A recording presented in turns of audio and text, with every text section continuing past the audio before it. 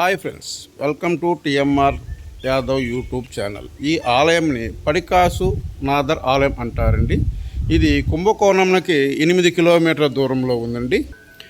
ఈ ఆలయంలో మనకి ఇక్కడ మన దక్షిణ భారతదేశం కాదండి, మన భారతదేశంలో శివ భగవాన్ని ఇక్కడ రుణ విమోచనం అనగా అప్పులు తీర్చే, అంటే అప్పుల నుంచి విముక్తి కలిగించే టెంపుల్గా ఇక్కడ చెప్తారండి. ఈ ఆలయంని ఈ ఆలయమునకు పడికాసునాథర్ ఆలయం పేరు ఎలా వచ్చిందంటే, పూర్వకాలంలో అనగా 1500 సంవత్సరాల క్రితం ఈ చుట్టుపక్కల ప్రాంతాల్లో తీవ్ర కరువు కాటకాలతో ఇక్కడ ప్రకృతి విలయతాండం చేసిందండి. ప్రకృతి విలయతాండం చేసింది.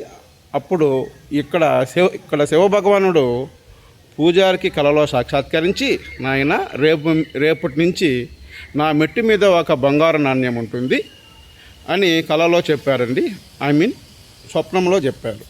అప్పటి నుంచి పూజారికి రోజు పొద్దున్నే ఒక బంగారు నాణ్యం దొరికేది. ఆ నాణ్యంతో దేవుని యొక్క అభిషేకము కంగారుకు ముగించి మిగిలిన డబ్బులతో చుట్టుపక్కల సేవ చేసేవారండి.